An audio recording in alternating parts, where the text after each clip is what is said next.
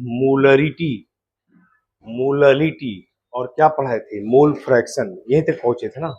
Molarity, molarity और क्या पढ़े थे, मोल फ्रैक्शन, यहां तक हम बताए थे। आज एक छोटा सा टर्म और है, इंपेरिकल फार्मूला। देखिए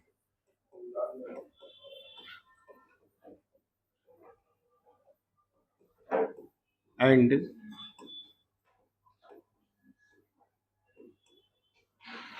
मोलिकुलर फार्मूला। देखिए देख, कंपाउंड का इंपेरिकल फार्मूला, दूसरा क्या है, मोलिकुलर फार्मूला।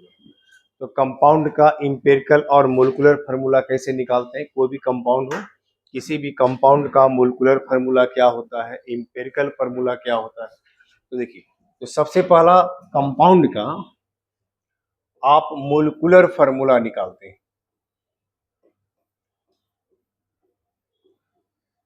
क्या पढ़ते हैं, मोलिकुलर फार्मूला।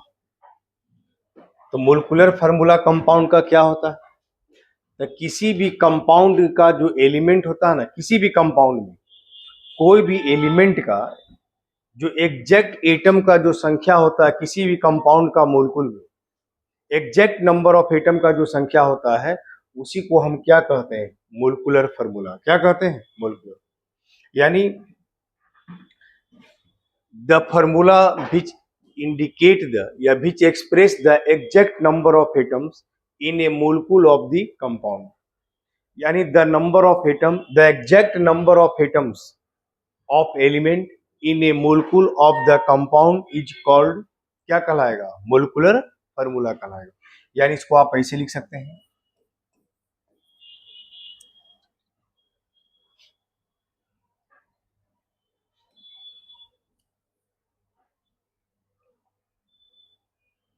या ठीक है ऐसे लिख दीजिए, the exact number of atoms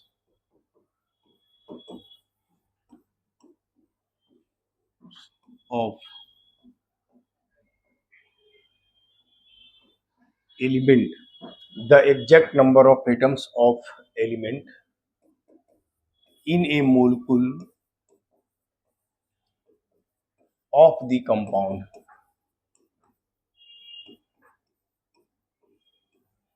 is called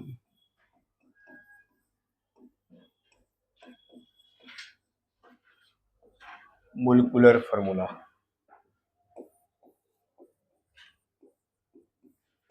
देखिए, करा the exact number of atoms of element, करा किसी भी एलिमेंट में जो एग्जैक्ट, किसी भी एलिमेंट का जो एग्जैक्ट नंबर ऑफ एटम का संख्या होता है किसी भी कंपाउंड का एक मोलिक्यूल में, उसी को हम क्या कहते हैं, मोलिकुलर फार्मूला। क्या कहते हैं, मोलिकुलर फार्मूला।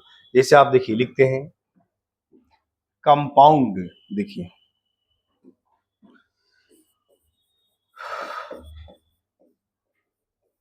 और यहां लिखते हैं मोलिकुलर फार्मूला। देखिए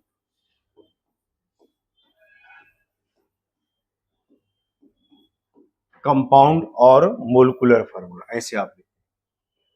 क्या लिखते हैं, कंपाउंड और मोलिकुलर फार्मूला लिखते हैं। तो जैसे कंपाउंड में आप लिखते हैं ना, जैसे ग्लूकोज, इसका फार्मूला आप याद करते हैं C6H12O6, इस तरह से याद करते हैं। आप लिखते हैं शुगर, इसका फार्मूला याद करते हैं C12H22O11। आप जैसे याद करते हैं यूरिया, इसका याद करते हैं NH2।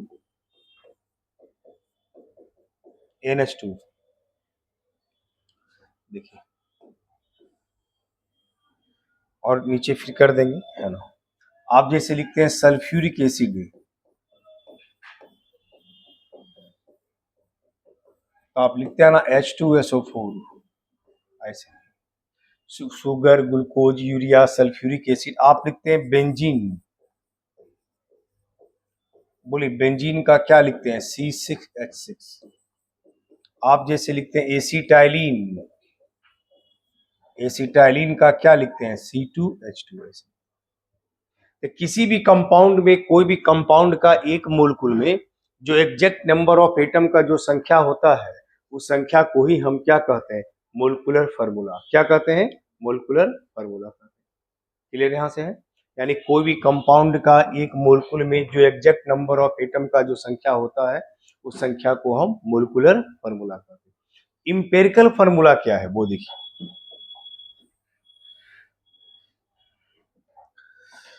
Empirical formula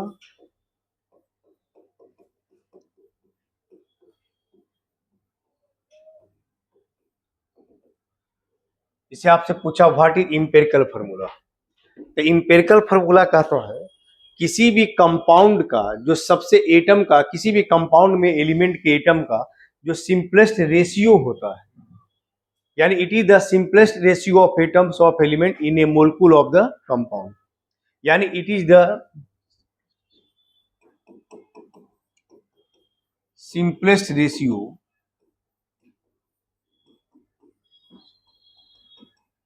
of atoms, it is the simplest ratio of atoms in a molecule of the compound,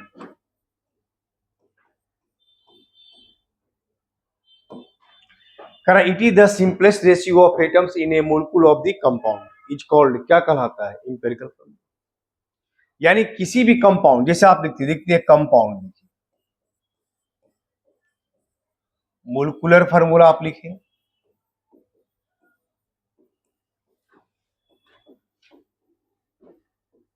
और इंपेरिकल फार्मूला लिखे।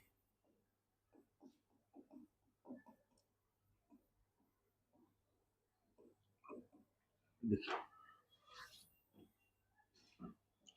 जैसे आप मान लीजिए लिखते हैं बेंजीन, ऐसे देखिए बोले इसका मोलिकुलर फार्मूला हम आपको क्या लिखवाए C6H6, तो बोले कार्बन हाइड्रोजन का जो रेशियो होगा वह क्या लिखे थे 6:6, मतलब कितना आ जाएगा, तो 1 मतलब C1H1, तो 1 लिखाता नहीं है, इसका सीधा फार्मूला क्या होगा CHS।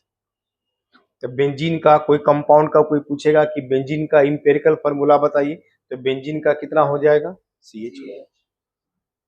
समझ गया ना, सिंपल रेशियो एटम्स का। ऐसा भी हो सकता है कि दो कोई अलग अलग कंपाउंड है और किसी दो अलग अलग कंपाउंड का इंपेरिकल फार्मूला क्या रहे सेम, ये भी हो सकता है। जैसे आप कंपाउंड लिखते हैं ना, देखिए एसिटाइलिन, देखिए ये कंपाउंड हो गया C2H2, इसका भी लिखेंगे तो क्या आ जाएगा CHI। जैसे आप लिखे ग्लूकोज, बोलिए ग्लूकोज का क्या होता है C6H12O6, तो 6 12 6, इसका सिंपल रेशियो क्या आएगा, हाँ हाँ, तो CH2 क्यों, क्योंकि 6 12 और 6, इसका सबसे सिंपल रेशियो, जो सबसे कम संख्या सब में डिवाइड कर दीजिए, इसमें सबसे कम कौन है 6, तो 6/6 1, 12/6 2, 6/6 1 आएगा ना, तो 1:2:1। एक कंपाउंड ऐसा। अब इसमें एक चीज ये ध्यान रखना है कि अगर कोई भी कंपाउंड आप लेते हैं,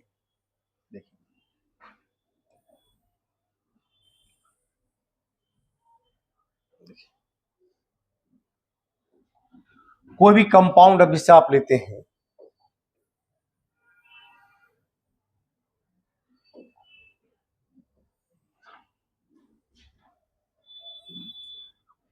जैसे आप शुगर ले लिए, शुगर का क्या होता है C12H22O11। अब 11 से 22 तो कट जाएगा 22, लेकिन 12 कटेगा, इसका मतलब इससे सिंपल कोई हो ही नहीं सकता है। तो फ्रैक्शन में नहीं लिखना है, जब भी लिखना है तो होल नंबर में ही लिखना है, तो होल नंबर में ही लिखिएगा, तो क्या लिखिएगा C12, ऐसे ये शुगर का हो गया। समझ गए। जैसे आप एक चीज और देखिए, नाइट्रिक एसिड, इसका होता है HNO3। तो जिस कंपाउंड में कोई भी एटम का संख्या 1 दिख जाए, जैसे H कितना है 1, कुछ नहीं तो 1 है, तो उससे छोटा तो हो ही नहीं सकता है। इसका मतलब है कि जो फार्मूला है वही उसका इंपेरिकल हो जाएगा, इसमें कोई चेंजिंग नहीं आएगा। तो सीधा आप क्या लिखिएगा HNO, क्या लिखिएगा HNO3 नाइट्रिक एसिड, ऐसे लिखेंगे। अब बताइए जैसे सल्फ्यूरिक एसिड का बताइए, आप ही बताइए। इसका मोलिकुलर फार्मूला होता है H2SO4। इंपेरिकल बताइए क्या होगा, बोलिए। सेम रह जाएगा, क्योंकि सल्फर का संख्या कितना है, एक। 1 से छोटा तो कुछ होगा नहीं, जब छोटा कुछ नहीं होगा तो सेम रह जाएगा। इसका भी H2SO4 रह जाएगा। क्लियर है ना। तो सल्फ्यूरिक एसिड था तो H2SO4, तो उसका भी रह जाएगा H2। नाइट्रिक एसिड था तो HNO3, तो उसका भी रह जाएगा HNO। इस तरह किसी भी कंपाउंड का जो मोलिकुलर फार्मूला है उसको हम इंपेरिकल फार्मूला में कन्वर्ट कर सकते हैं। एक और बताइए, जैसे एसिटिक एसिड का बताइए, इसका बताइए।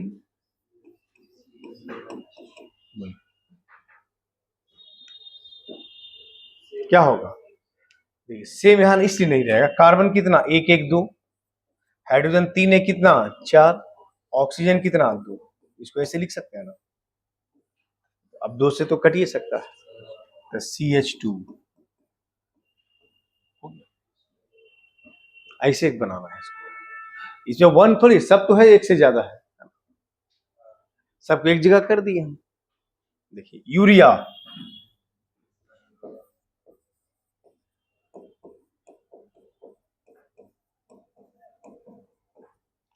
बोले यूरिया में कार्बन कितना है, 1, ऑक्सीजन भी कितना है, और 1 से कुछ छोटा तो हो नहीं सकता।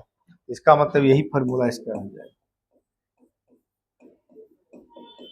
NH2CO NH2 ऐसे। समझ में आ गया। इस तरह किसी भी कंपाउंड को हम मोलिकुलर फार्मूला में को इंपेरिकल फार्मूला में क्या कर सकते हैं, कन्वर्ट कर सकते हैं, लिख सकते हैं। चलिए इसको लिखिए, ऊपर कहां तक लिखे हैं, कुछ लिखे, चलिए लिखिए।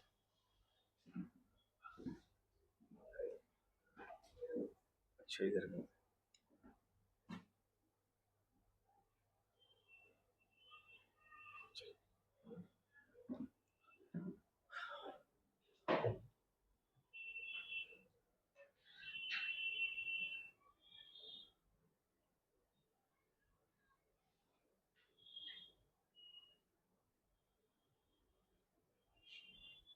इधर बच्ची लोग कुछ कमाई है आज बच्ची लोग इधर कुछ कमाई है, जब तक कल रिजल्ट निकला होगा छुट्टी मना रही होगी।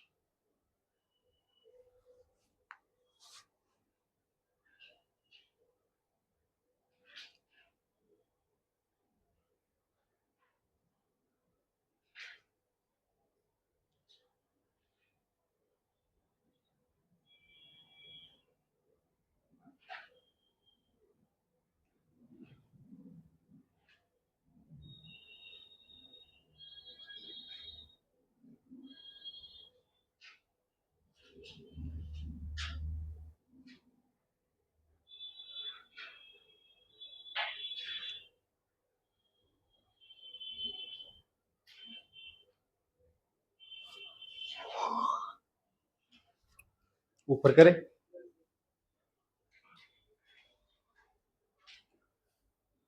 देखिएगा, और ऊपर और ऊपर।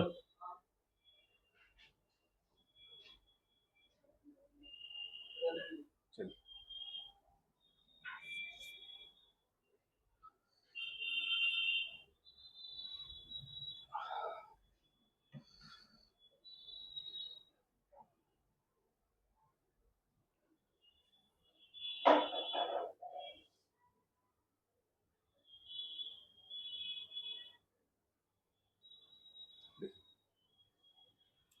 देखिए, तो हम लोग क्या बोले थे, देखिए जैसे हम लोग लिखे रिलेशन बिटवीन इंपेरिकल और मोलिकुलर फार्मूला, तो क्या था, molecular formula equal to N into empirical formula. N बराबर क्या है, molecular mass by empirical mass, molecular mass divided by क्या है, इंपेरिकल मास है।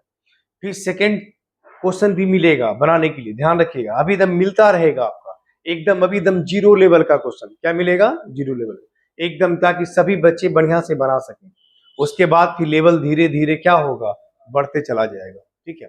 जहां तक बढ़िए, जिनको बच्चे 11 12 करना वो 11 12 कीजिए, जिनको नीट करना है नीट कीजिए, जिनको जेई करना है वो जेई करिए, है ना, जिसको जिस लेवल के बच्चे हैं, है ना, जिनको जहां तक क्वेश्चन बनाना है, जिनको केवल बोर्ड ही करना है तो बोर्ड तक अपना पढ़ी ज्यादा, है ना, उसी में खूब मेहनत कीजिए।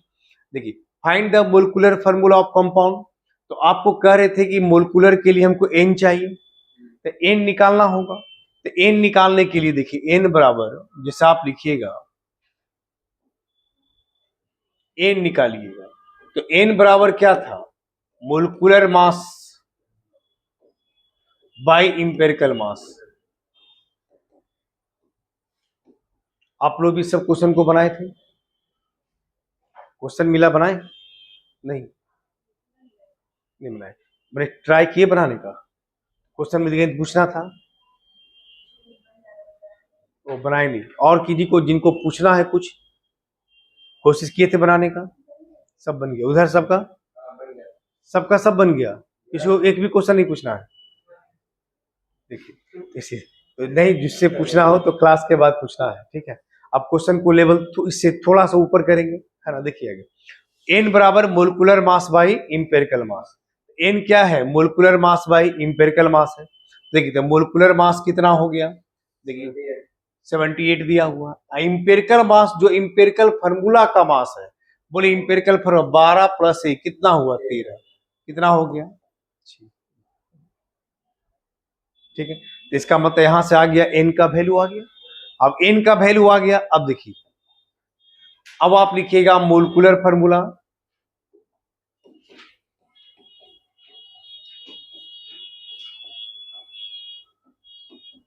बराबर एन गुना इंपेरिकल, एन गुना इंपेरिकल फार्मूला, एन कितना दिया हुआ है, 6, आई हो गया सी एच, तो कंपाउंड क्या हो गया, C6H6, बेंजीन हो जाएगा।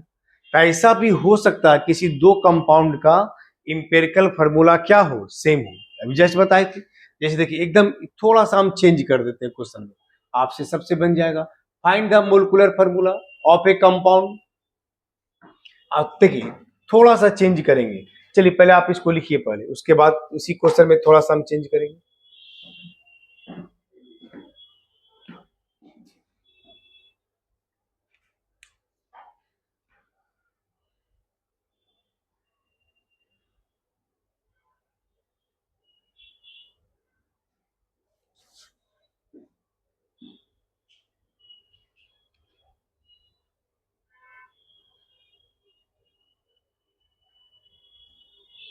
अभी 2 4 क्लास से एकदम उसी तरह का असाइनमेंट मिलेगा जो आपसे बन जाए, ठीक है ना, बस उसके बाद धीरे धीरे लेवल उसका बढ़ते चला जाएगा।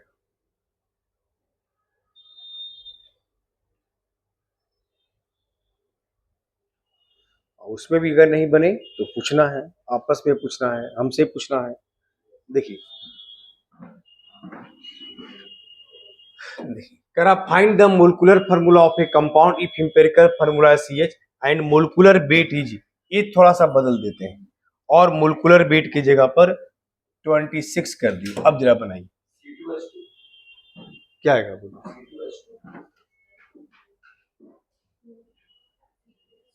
आ जाएगा कैसे, देखिए एन का वैल्यू यहाँ आया, एन का वैल्यू जो 78 था, 78 की जगह क्या कर देना है, 26 कर देना, 26 कर देना है। यहाँ पे 2 की 6 के जो आया था उसके जगह क्या हो जाएगा, 2 हो जाएगा। एन के जगह यहाँ 6 था, इस 6 के जगह क्या हो जाएगा,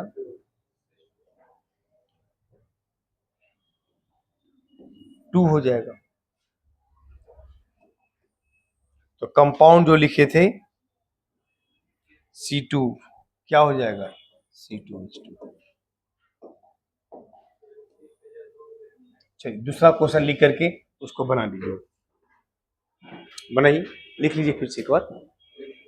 तो लिख ली तब ना याद रहेगा कि इस तरह से चेंज हो जाएगा, मतलब दो अलग अलग कंपाउंड का भी इंपेरिकल फार्मूला सेम हो सकता है।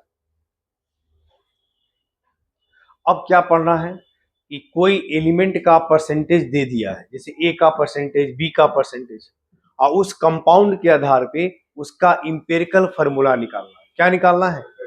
यानी determination of empirical formula from percentage composition of element in A compound. ठीक है, इसको हटा दें, लिखिए।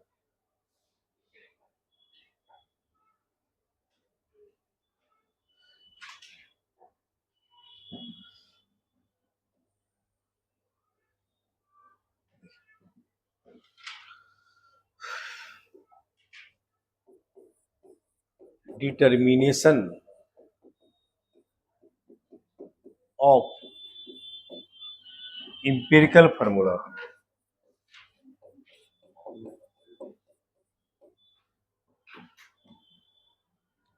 इधर तो सब लिख लिए होंगे।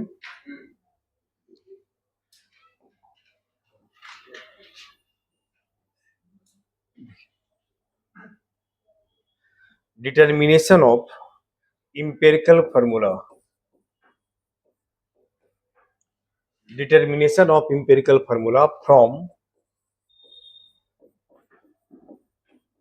percentage composition।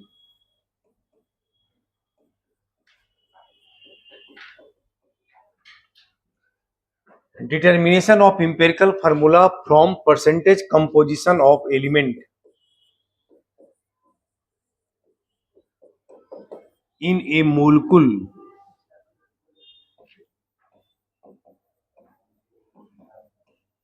of the compound।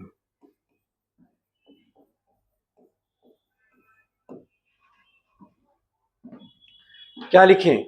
Determination of empirical formula from percentage composition of element in a molecule of the compound. अब जरा ध्यान से देखिए, इंपेरिकल फार्मूला कैसे निकालते? जैसे देखिए कोई कंपाउंड है, वो कंपाउंड बना हुआ कोई दो एलिमेंट मिलकर के ए और बी, ऐसे कोई कंपाउंड है जो दो एलिमेंट मिलकर के बना है। कौन कौन सा एलिमेंट है? ए और बी है ना। देखिए यहां लिखा हुआ है कि ए जो है, ए बी मास का 50% है, अब बी भी जो है वो मास का 50%, ऐसे लिखा हुआ है। एटॉमिक मास दिया हुआ है ए का 10, एटॉमिक मास जो है बी का लिखा हुआ है 20। देखिए कैसे निकालते हैं, एक एग्जाम्पल देते हैं, ये एक एग्जाम्पल देते हैं। कोई कंपाउंड है जो ए और बी का बना, ए 50% है, बी भी 50% है by mass. A atomic mass ए का 10, बी का भी एटॉमिक मास 20। आपसे पूछा find the empirical formula.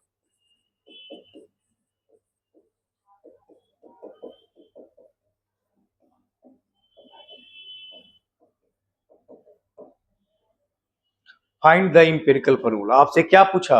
Empirical formula पूछा, कंपाउंड का इंपेरिकल फार्मूला क्या हो ये पूछा।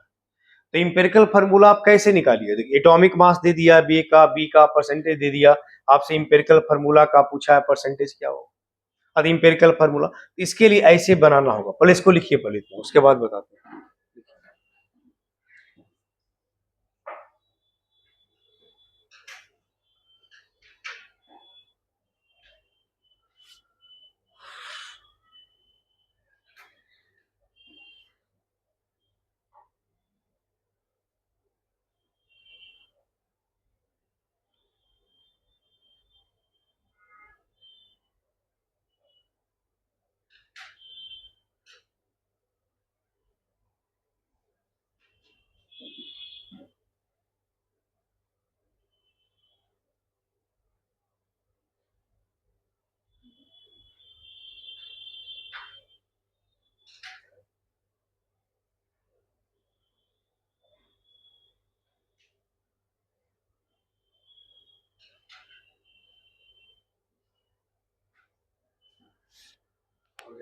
हो गया, देखिए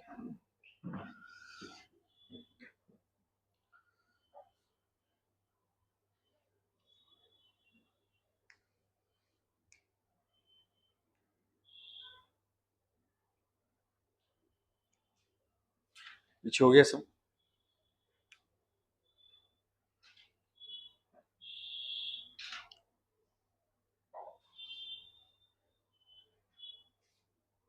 हटा दे। देखिए इसके इस तरह से बनाना होगा। देखिए एक इस तरह से चार्ट एलिमेंट ऐसे परसेंटेज एटॉमिक वेट परसेंटेज बटा atomic weight element percentage atomic weight percentage बटा एटॉमिक वेट है ना। Element percentage atomic weight percentage बटा एटॉमिक मास सिंपलेस्ट रेशियो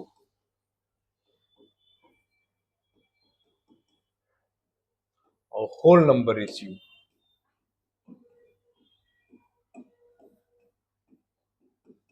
ऐसे element percentage atomic weight percentage by atomic weight simplest ratio whole number ratio. Element में दिया है ए और दूसरा एलिमेंट क्या दिया है बी। ए का कितना परसेंट 50%, इसका भी कितना 50%। एटॉमिक वेट ए का कितना 10, इसका मास कितना माने थे 20, ये दिया हुआ ना है। देखिए परसेंटेज कितना 50, एटॉमिक मास कितना 10, कितना आ जाएगा 5। ये 50/20 ये कितना आ जाएगा 2.5। सिंपलेस्ट रेशियो निकाला जाता है जो इसमें दोनों में से जो कम आएगा उस कम वाला संख्या से दोनों में डिवाइड कर दीजिए। 3 रहेगा तो तीनों में डिवाइड कर दीजिए। तो बोले सबसे कम कौन है 2.5, तो 5/2.5 कितना आ गया 2। 2.5/2.5 कितना हो जाएगा। तो बोलिए तो यहाँ अब देखिए तो ऑलरेडी होल नंबर आ चुका है, 2 आ गया, 1 आ गया। तो जब ऑलरेडी होल नंबर आ गया तो इसको होल नंबर में कन्वर्ट करने की कोई जरूरत नहीं। अब सीधे 2 है तो 2 लिख दीजिए, 1 है तो 1 लिख दीजिए। अगर होल नहीं रहता तो होल नंबर में इसको भी गुना करके कन्वर्ट करना पड़ता। तो आगे करेंगे कैसे करें। अब देखिए यहां से आ गया ये, तो इंपेरिकल फार्मूला होगा ना। देखिए किसको कहते हैं वो समझिए।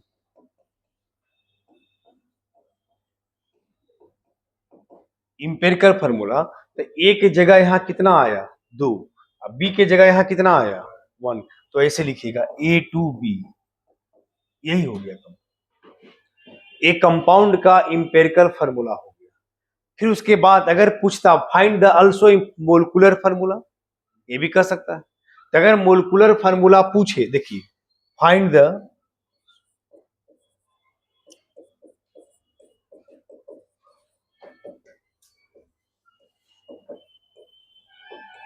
मोलिकुलर फार्मूला ऑफ कंपाउंड, कर also find the molecular formula of compound. Compound का मोलिकुलर फार्मूला बताइए। क्या पूछा कंपाउंड का मोलिकुलर फार्मूला। कर also find the molecular formula of compound. Compound का मोलिकुलर फार्मूला पूछा है कि किसी कंपाउंड का मोलिकुलर फार्मूला कैसे निकालिएगा। तो देखिए तो मोलिकुलर फार्मूला कंपाउंड का निकालने के लिए देखिए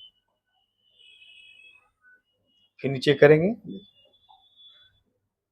also find the molecular formula of compound if molecular weight या मोलिकुलर मास इज 80।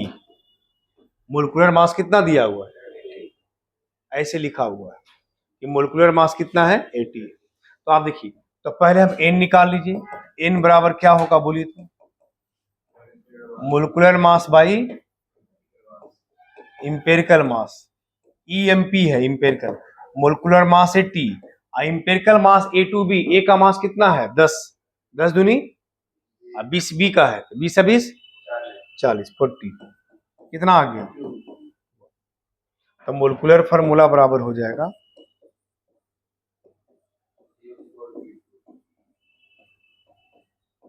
क्या हो जाएगा A4। बोले पहले n से गुना कर दे n इंटू क्या इंपेरिकल, इंपेरिकल क्या था A2B, n का वैल्यू 2 A2B कितना हो जाएगा A4B2।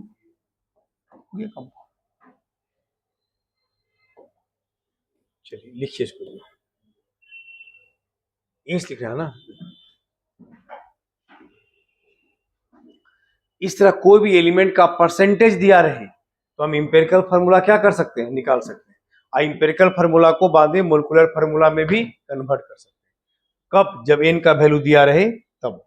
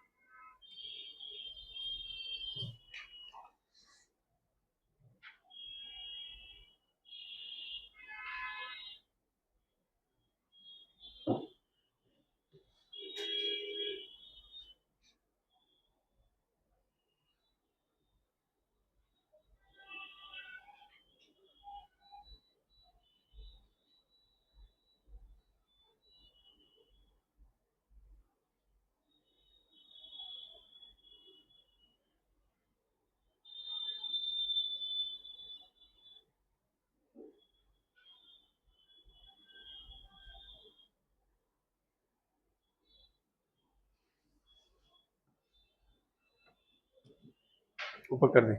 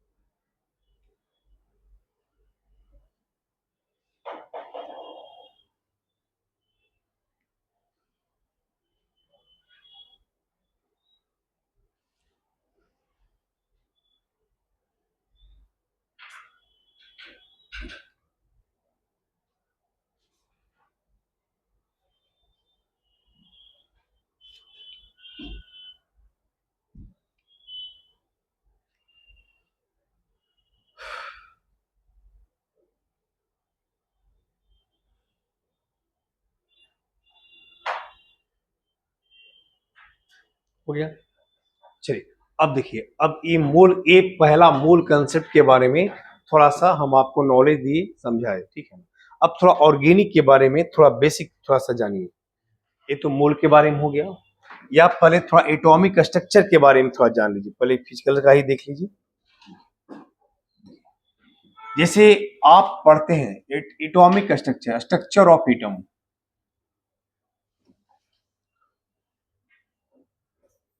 एटम के बारे में जानना है ऐसे। अब एटम के बारे में क्या जानना है, देखिए जैसे आप लिखते हैं ना, जैसे कोई भी एटम आप लेते हैं तो एक न्यूक्लियस होता है, न्यूक्लियस के चारों तरफ सर्कुलर पाथ होता है। इस सर्कुलर पाथ को हम ऑर्बिट कहते हैं या सेल कहते हैं। न्यूक्लियस से जैसे जैसे दूर होते जाते हैं वो ऑर्बिट नंबर बढ़ते चला जाता है। ए के कहलाता है या एल कहलाता है। ये न्यूक्लियस कहलाता है,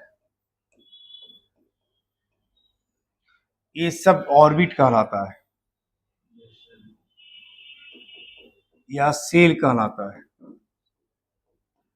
ऐसा, इसी को एनर्जी लेवल भी कहते हैं। क्या कहते हैं? Energy level. Orbit, shell, energy level. इस न्यूक्लियस में न्यूट्रॉन और प्रोटॉन होता है, इसमें क्या रहता है? इलेक्ट्रॉन। समझ में आ गया? तो ये है हमारा एटम का स्ट्रक्चर, इस तरह से बना होता है। न्यूक्लियस के अंदर न्यूट्रॉन, प्रोटॉन, सर्कुलर पाथ में चारों तरफ क्या होता है? इलेक्ट्रॉन। अब जैसे आप लोग पढ़ते आए होंगे अभी तक, जैसे सोडियम पढ़े, सोडियम का एटॉमिक नंबर कितना है? 11। इसका मास कितना है? 23। ऐसे पढ़ते हैं। तो आप यहाँ ये पढ़ते हैं, इसमें इलेक्ट्रॉन का संख्या इसी को कहते हैं, प्रोटॉन का संख्या भी इसी संख्या को कहा जाता है। न्यूट्रॉन मास में से नंबर घटा देते हैं, ऐसे निकालते हैं ना, एटॉमिक मास में से एटॉमिक नंबर घटा देते हैं, तो हमारा इलेक्ट्रॉन का संख्या निकल जाता है, न्यूट्रॉन का संख्या निकल जाता है। तो ए एटम का जो ऐसा स्ट्रक्चर है। अब इसी इलेक्ट्रॉन है 11, तो आप लोग पढ़े होंगे ऐसे इस तरह सजाते होंगे 2 8 1 ऐसे 2 8 1। इसी को ऑर्बिट कहते हैं, पहला ऑर्बिट, दूसरा ऑर्बिट, तीसरा ऑर्बिट। जैसे इसको आप कहते होंगे के फर्स्ट ऑर्बिट, एल इसको क्या पढ़ते होंगे एम, के एल एम एन ऐसे पढ़ते हैं। तो हर एटम में ऑर्बिट होता है, ऑर्बिट को भी छोटा छोटा भाग में बांटा जाता है जिसको सब ऑर्बिट कहते हैं, और सब ऑर्बिट को पुनः बांटा जाता है जिसको हम ऑर्बिटल कहते हैं। जैसे कोई आदमी रहता है ना अपार्टमेंट, किसी अपार्टमेंट में रहता है, अपार्टमेंट में भी छोटा छोटा पार्ट बटा होता है जिसको हम फ्लैट कहते हैं, फ्लैट में भी रूम बटा होता है जिसको हम रूम कहते हैं। अब आदमी कहाँ रहता है? रूम में रहता है कि नहीं रहता है? अपार्टमेंट है तो अपार्टमेंट में कहाँ रहता है? फ्लैट में, फ्लैट में भी कहाँ रहता है? रूम में। उसी तरह कोई इलेक्ट्रॉन किसी एटम में है तो एटम में कहाँ रहता है? ऑर्बिट में, ऑर्बिट के बाद कहाँ रहता है? सब ऑर्बिट में, और सब ऑर्बिट के बाद कहाँ रहता है? ऑर्बिटल में। तो वही ऑर्बिटल उसका बॉक्स है, रूम है हमारा। तो देखिए, तो जैसे आप पढ़ते हैं इसको पहले लिखिए, पहले लिखिए साथ साथ।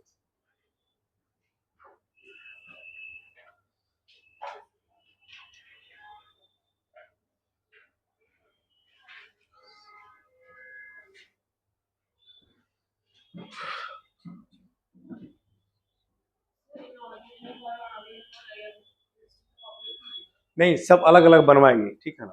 फिजिकल अलग बनवाएंगे, ऑर्गेनिक अलग बनवाएंगे, अभी तो बेसिक सबका चल रहा है, तो अभी कुछ नहीं, अभी सब एक कॉपी में लिखना है, ठीक है ना। जब हम बोल देंगे कि अलग अलग कॉपी बनाना है तो अलग अलग बनाना है, ठीक है। जैसे फिजिकल स्टार्ट करेंगे और हम बात करेंगे, ठीक है ना। हम कोशिश ये करेंगे दोनों चीज साथ साथ लेके चलेंगे, फिजिकल और ऑर्गेनिक। जैसे 5 दिन क्लास है तो 3 दिन फिजिकल पढ़ा दें, 2 दिन ऑर्गेनिक पढ़ा दें, ठीक है। तो दोनों कॉपी साथ साथ हो जाएगा, ठीक है। ऐसे फिजिकल भी साथ साथ कुछ चलेगा, ऑर्गेनिक भी थोड़ा साथ साथ चलेगा।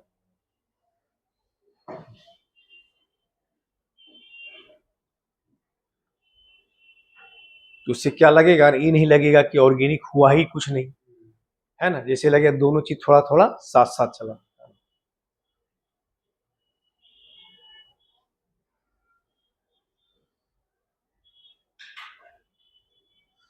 तो वो बीच में हो जाएगा। जैसे अभी तत्काल तो पहले फिजिकली 5 दिन पढ़ाएंगे शुरू में, पहले बेसिक पढ़ाने के बाद उसके बाद दोनों को फिर मिक्सअप कर देंगे, ठीक है ना। दोनों साथ साथ टॉपिक एक साथ लेके चलेंगे। इससे क्या होगा कि फिजिकल में न्यूमेरिकल है वो न्यूमेरिकल बने, और ऑर्गेनिक में न्यूमेरिकल नहीं है, थियोरेटिकल कंसेप्ट है, तो वो थियोरेटिकल भी चलेगा साथ साथ।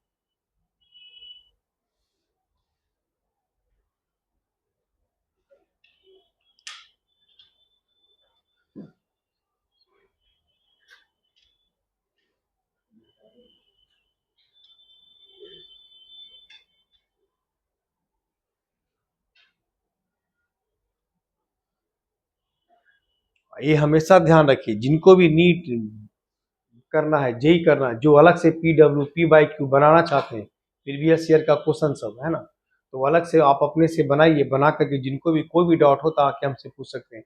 जेई का क्वेश्चन, मेंस का क्वेश्चन, है ना, नीट का क्वेश्चन, जो क्वेश्चन पूछना आके पूछ सकते हैं, ठीक है।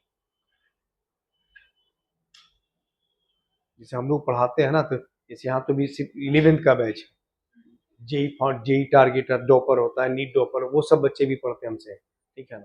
तो वो सब ऑलरेडी सब 12th पास आउट बच्चा रहता है, जिसका केवल है नीट करना, जेई करना, है ना। तो सब तो दिन भर क्या करते हैं? खाली क्वेश्चन बनाते रहते हैं।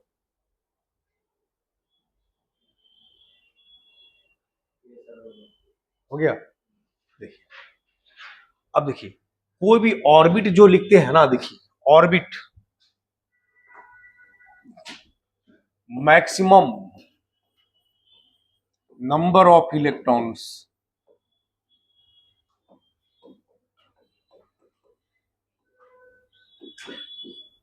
इन एन ऑर्बिट बराबर फार्मूला होता है 2n² से। कह रहा maximum number of electrons in N orbit, किसी भी एक ऑर्बिट में मैक्सिमम इलेक्ट्रॉन का कितना संख्या होता है? 2n²। क्या होता है? 2। एन यहाँ पर होता है ऑर्बिट नंबर, एन क्या है? ऑर्बिट। एन यहाँ पर होता है ऑर्बिट नंबर।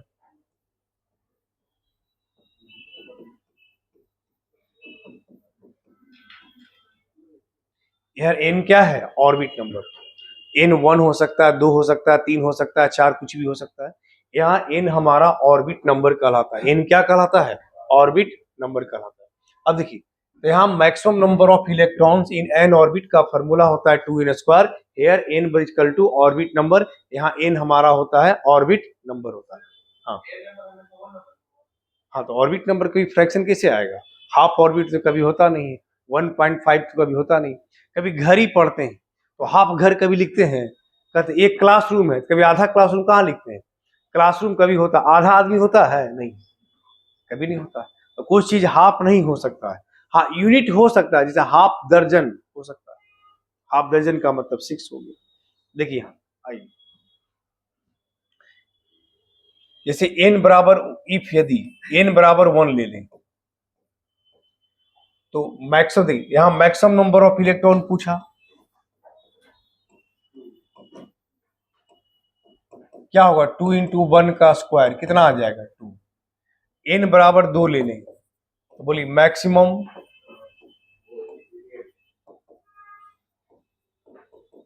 2 इंटू 2 का स्क्वायर कितना हो जाएगा? 8। n बराबर 3 ले,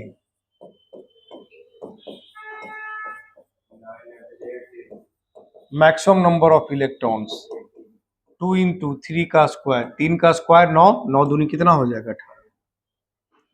n बराबर 4 ले लें तो मैक्सिमम नंबर ऑफ इलेक्ट्रॉन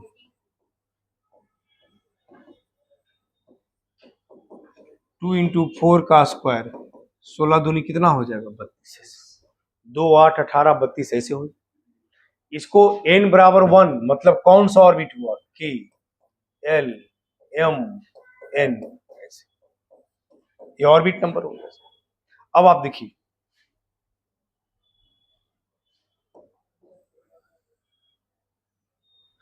जैसे आप लिखते हैं ना ऑर्बिट नंबर,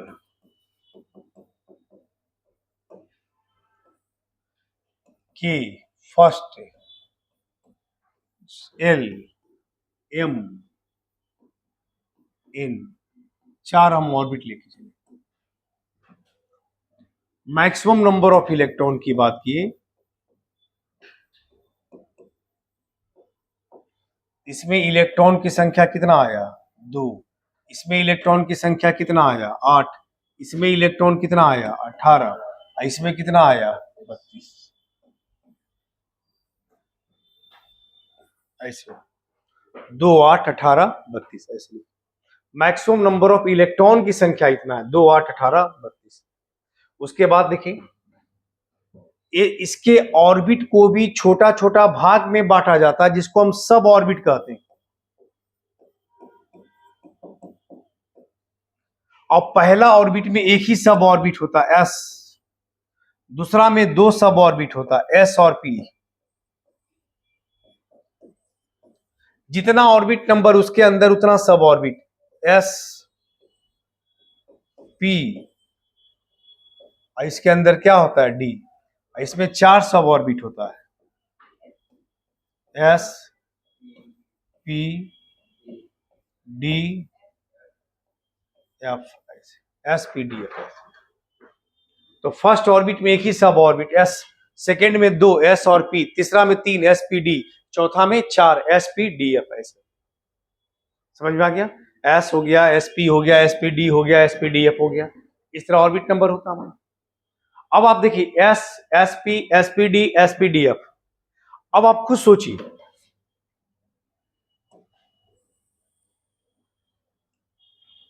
देखिए सब ऑर्बिट के बाद, जैसे पहला ऑर्बिट में 2 इलेक्ट्रॉन और उसमें एक ही सब ऑर्बिट है एस, इसका मतलब दोनों इलेक्ट्रॉन कहां रहेगा? एस में। लेकिन एक ही घर, जैसे एक फ्लैट में एक ही रूम नंबर है, एक ही वो रूम है और उस फ्लैट में 2 आदमी है, तो दोनों आदमी कहां रहेगा? उसी रूम में रहेगा। उसके बाद ये एस में जान गए कि 2 रहता है, ये फिक्स है, तो बाकी टोटल 8 होता है, तो पी में कितना बचेगा? 6। ये मैक्सिमम इलेक्ट्रॉन हो गया, maximum number of electrons in N orbit, sorry in a sub orbit.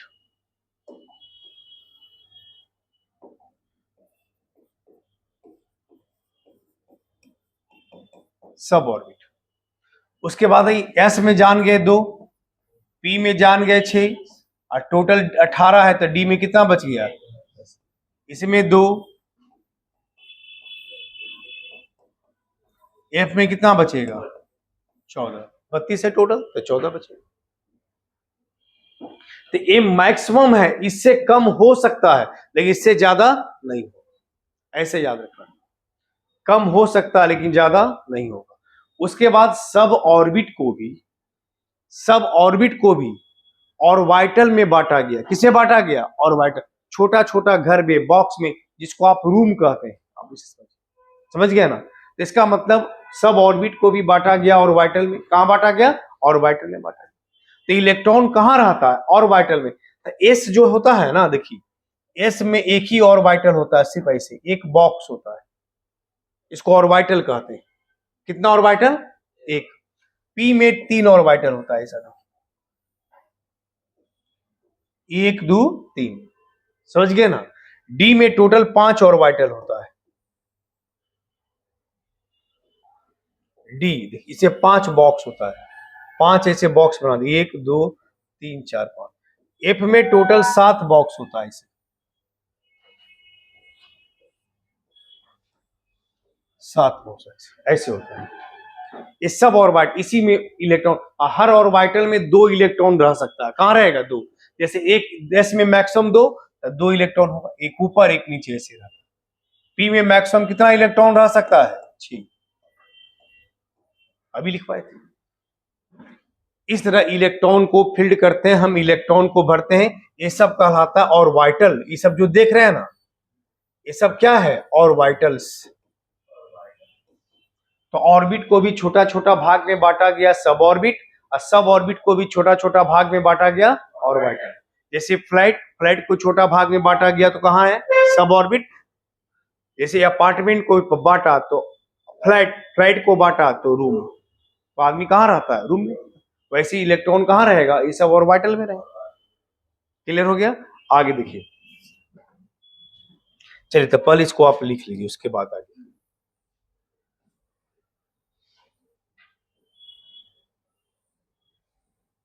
चलिए। एकदम पहले बेसिक क्लियर रहेगा ना, तो आगे पढ़ने में बहुत मन लगेगा।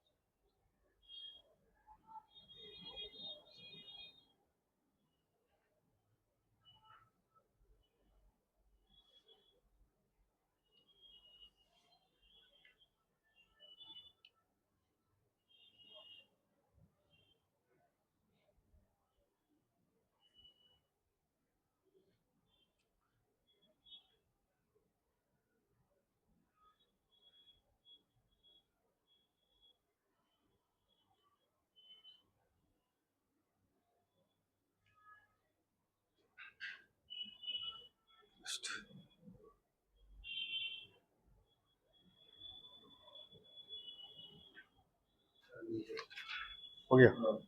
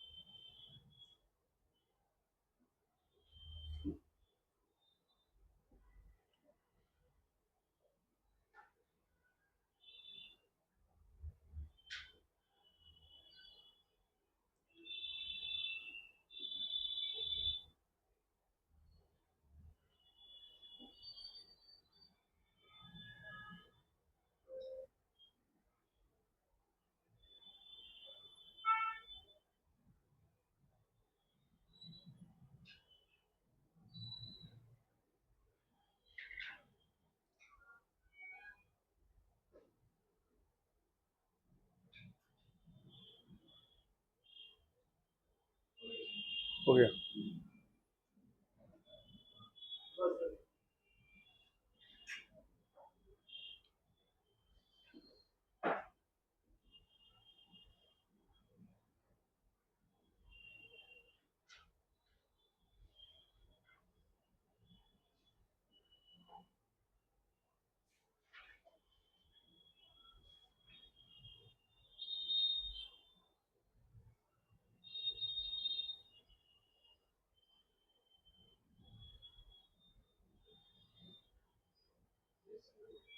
हो गया।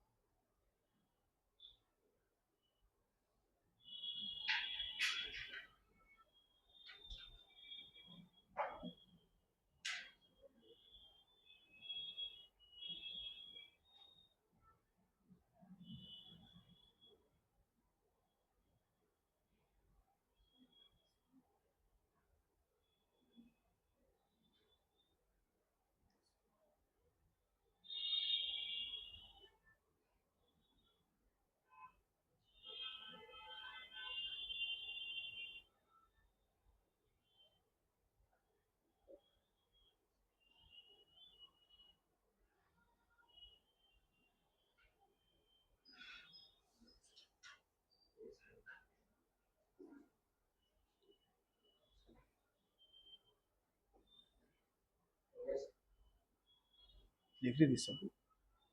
क्या कुछ नीचे करे क्या? बोलो, कुछ पूछते हैं, बोलो।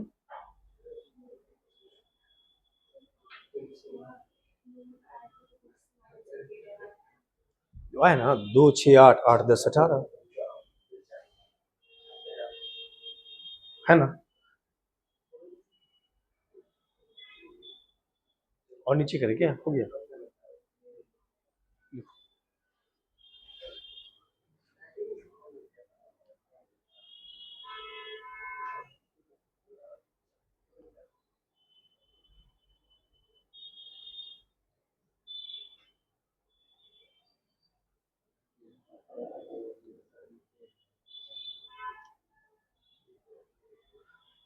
अब देखिए, इसी के आधार पे हम लोग कोई एलिमेंट का इलेक्ट्रॉनिक कन्फिग्रेशन लिखते हैं। तो आप जैसे पहले लिखते थे किसके आधार पे? आप पहले लिखते थे 2 8 1, इस तरह ऑर्बिट वाइज लिखते थे। अब आपको लिखना है सब ऑर्बिट। किसके बारे में? सब ऑर्बिट वाइज के। तो अब जो इलेक्ट्रॉनिक कन्फिग्रेशन जो आप लिखते हैं, इसको हटा दें। लिखिए जल्दी लिखिए।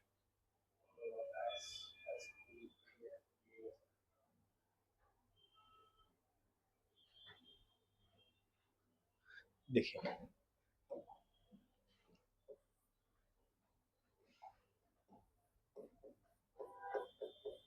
इलेक्ट्रॉनिक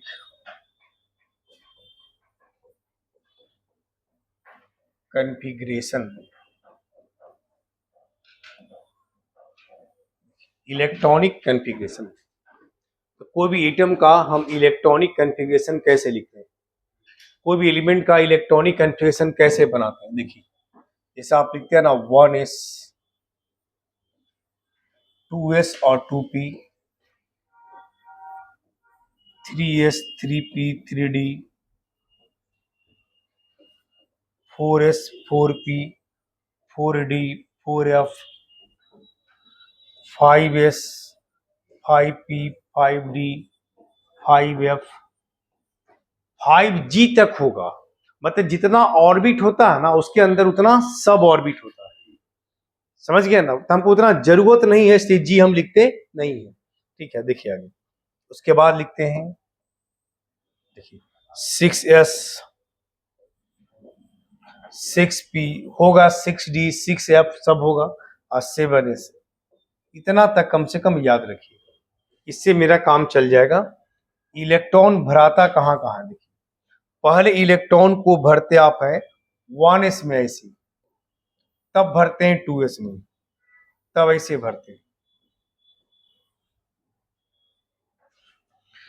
उसके बाद ऐसे भरते हैं। देखिए, उसके बाद आइए, उसके बाद 4p 4 1 5, हाँ ठीक है। तब ऐसे भरते हैं, तब ऐसे इस तरह से भरते हैं।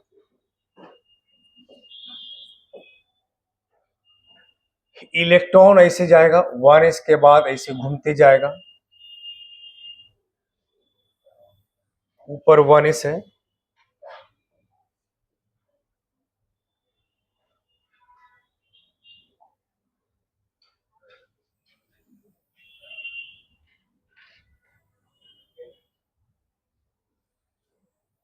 देखिए इलेक्ट्रॉन ध्यान से देखिए, 2p के बाद 3s, 3s के बाद कहां गया 3p, 3p के बाद 3d में नहीं गया है, 3p के बाद कहां चला गया है, क्यों जाता है वह सब एटॉमिक स्ट्रक्चर में पढ़िएगा।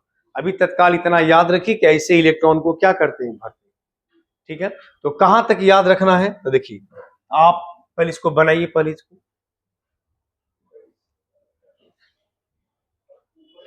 1s इलेक्ट्रॉनिक कन्फिगरेशन लिखना था,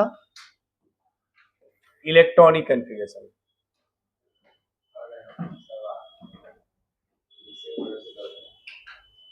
पहले ऐसे बनाइए 1s, फिर लिखिए 2s 2p, लिखिए 3s 3p 3d, 4s 4p, सब 3s के साथ 1s 2s सब सामने, ये भी सामने, ये भी सामने,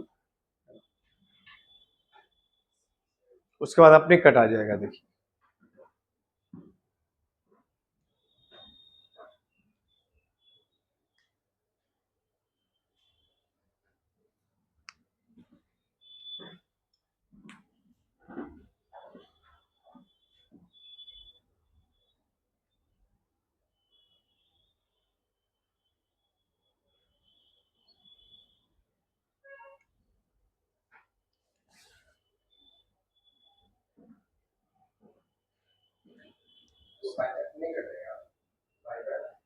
नहीं वो छोड़ दिए, इसलिए वो और नीचे फिर कटेगा, उतना हम लिखे ही नहीं।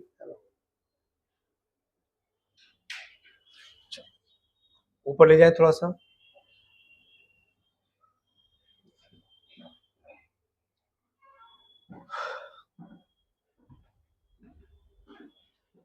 देख लिए कैसे काटे हैं, मिला के काटिएगा 5s 4p 3d 6s 5p 4d 7s 6p 5d 4s, और उसके बाद मिलाइएगा ध्यान से 1s के बाद।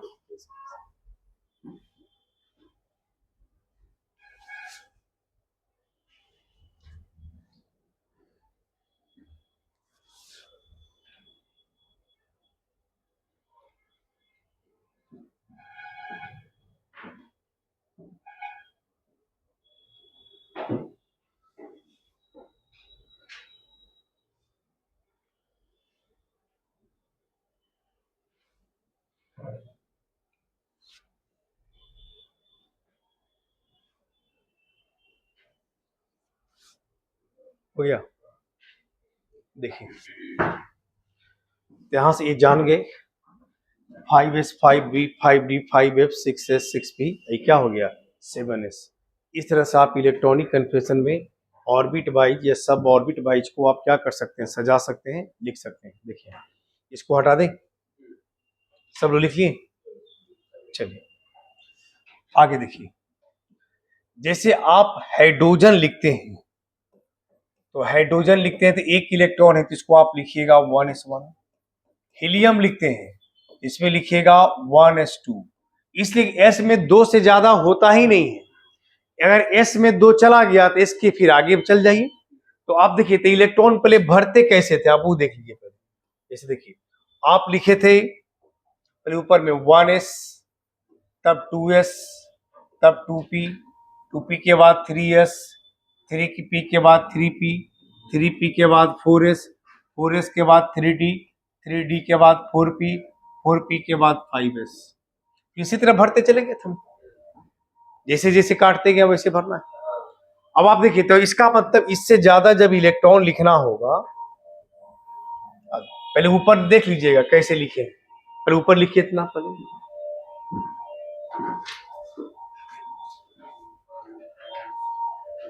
जहां तक जो काटे थे उसके नीचे ऐसे लिख लीजिए,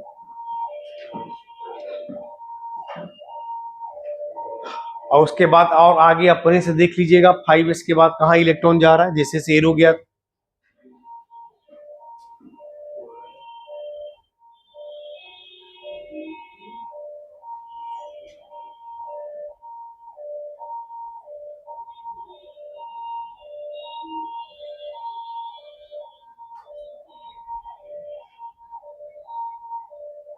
देखिए लगता है कुछ आप सही कटा हुआ नहीं लग रहा है। यहाँ आप यहाँ से गया, ऐसे आया, फिर 2p के बाद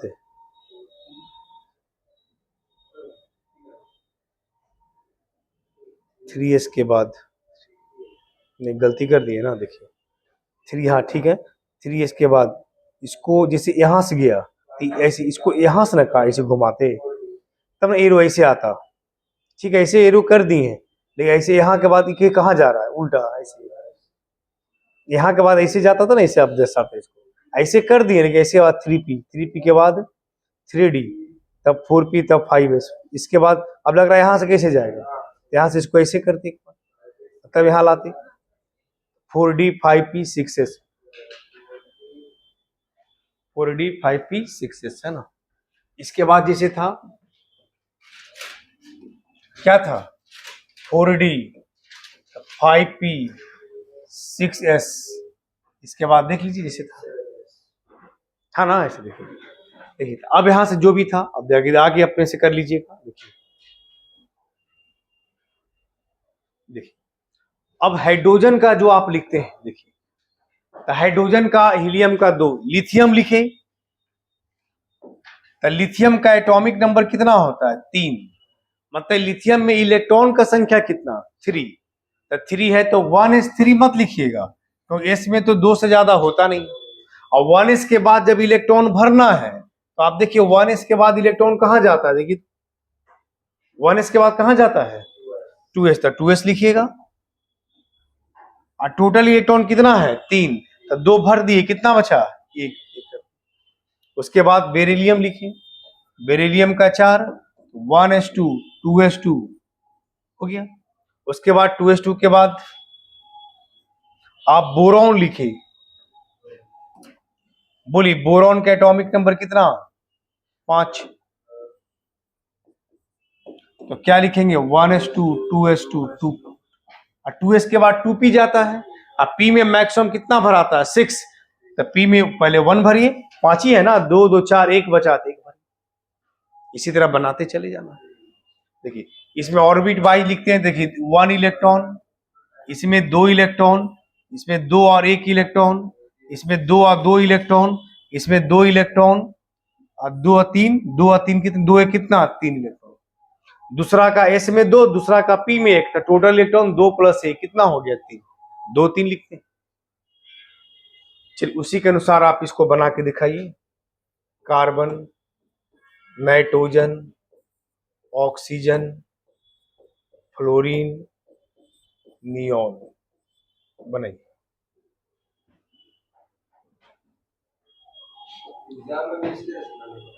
हाँ बनाना, क्या होगा, कैसे टाइम खत्म हो जाएगा, बहुत प्रैक्टिस कीजिएगा तो बन जाएगा, 30 तक तो पढ़ना ही आपको है, जितना उतने ना पूछेगा, है ना, ज्यादा ही नहीं कि आपको दे देगा बहुत, और उसको भी सॉर्ट कर सकते हैं, वो आगे बताते हैं कैसे सॉर्ट कर, वो इनर्ट गैस के कॉन्फ़िगरेशन के आधार पे भी सॉर्ट हो जाता है।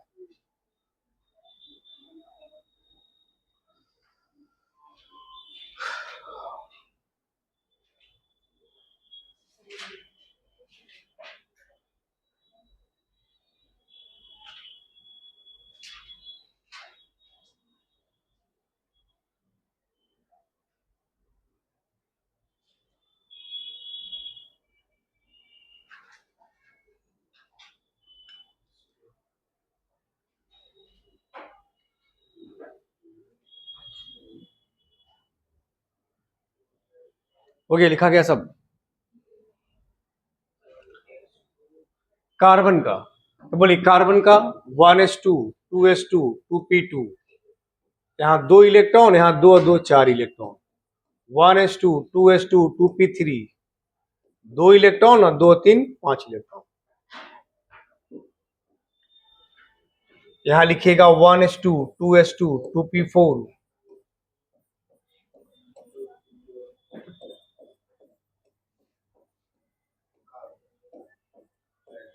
2 5 7,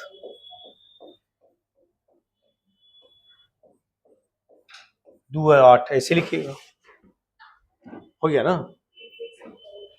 देखिए जैसे हम बताए हाइड्रोजन में कितना इलेक्ट्रॉन, 1, तो 1s1 एस। हाँ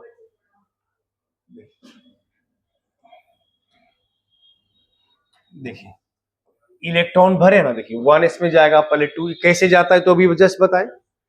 एस में 2 से ज्यादा नहीं होता है किसी का भी S, 1s 2s 3s 4s कुछ भी रहे। पी में 6 से ज्यादा नहीं होता है और डी में 10 से ज्यादा इलेक्ट्रॉन नहीं रहता। ठीक है, तो पहला जब हाइड्रोजन में इलेक्ट्रॉन है कितना, यही एटॉमिक नंबर के बराबर इलेक्ट्रॉन होता है। तो एक इलेक्ट्रॉन तो पहले कहां जाएगा, पहला ऑर्बिट 1s का 1 जाएगा, मतलब ये इलेक्ट्रॉन है ऊपर वाला। अब देखिए हीलियम में कितना इलेक्ट्रॉन है, तो दोनों कहां जाएगा, 1s में। अब s में 2 से ज्यादा तो होता नहीं है, तो 1s के बाद फिर कहां जाता है, 2s में। यहां कितना इलेक्ट्रॉन है, तो 1s में 2 चला गया, बचा कितना, एक। एक कहां जाएगा अब, 2s में। फिर इसमें कितना है, 4, तो 1s में 2 चला गया, बाकी जो 2 बचा वो 2s में चला गया। अब फिर 2s का 2 से ज्यादा नहीं होगा, तो 2s के बाद कहां भर आता है, 2p में। यहाँ 5 है तो 1 चला गया, 2 2 4 हो गया, 5 है 1 बच गया तो पी में डाल दीजिए। फिर यहाँ कार्बन में 6 है तो पी में 2 कर दीजिए, यहाँ 7 है तो पी में 3 कर दीजिए, क्योंकि पी में अभी 6 तक भराएगा।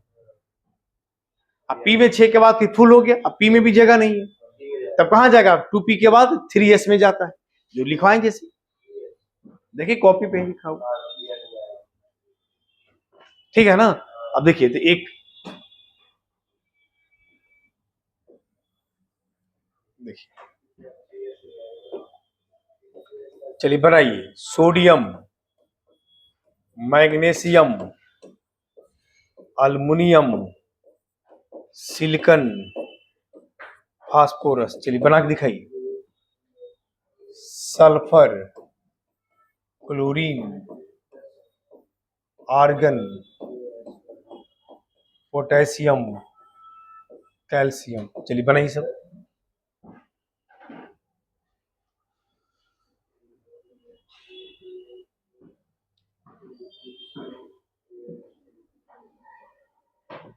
तो धीरे धीरे सीखिएगा और घर पे जाके इसका एक बार अपने से जरूर प्रैक्टिस कीजिए। एक चीज हमेशा याद रखिए, हम कितना भी बोर्ड पे पढ़ा देंगे, जब तक आप अपना सेल्फ स्टडी नहीं कीजिएगा, अपना कुछ नहीं कीजिएगा, तो बहुत नहीं सीख पाइएगा।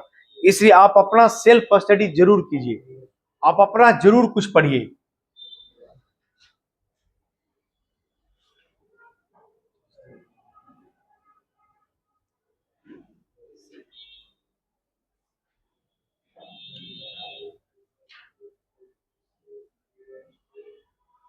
और डर लगे कि कॉपी गंदा हो जाएगा, कट कुट जाएगा, तो एक रफ कॉपी लाया कीजिए और उसे बनाना भी सीखिए, ठीक है। एक हमेशा रफ कॉपी रखिए, ताकि यहाँ पर कुछ बनाए गलती हो तो कॉपी, उस फ्रेश कॉपी में गलती नहीं लिखाएगा।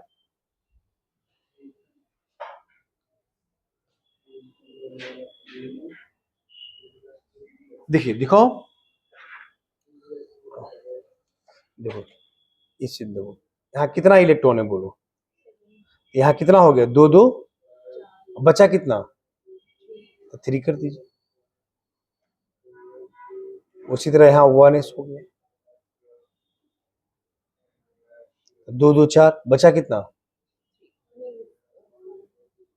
8 है, 4 हो गया, कितना बचा, 4। तो पी में 4 कर दीजिए। पी में कहाँ तक जाता है, 10 तक, अरे सॉरी 6 तक जाता है ना, आगे बनाइए।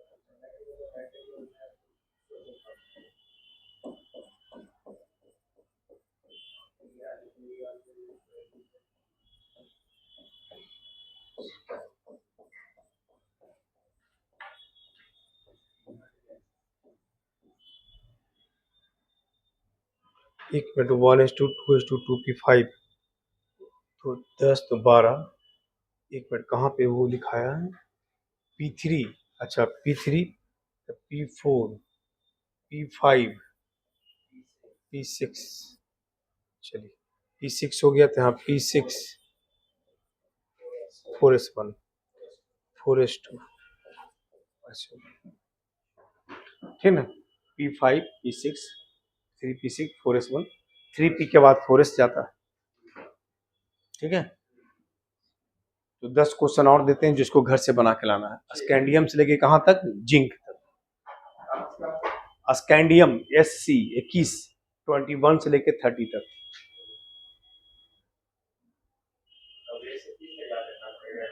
हाँ तो क्या बोलिए,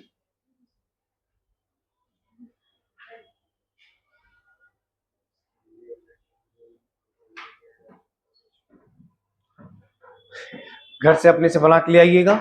एटॉमिक नंबर कहाँ से, 21 से लेके 30 तक।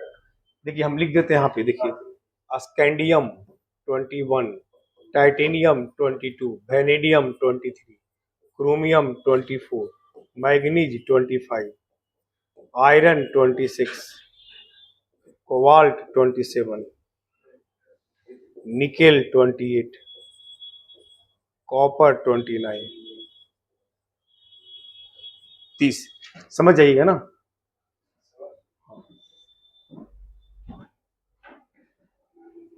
इसको लिख करके अगले क्लास में 1 से 30 तक लिख करके लाना है।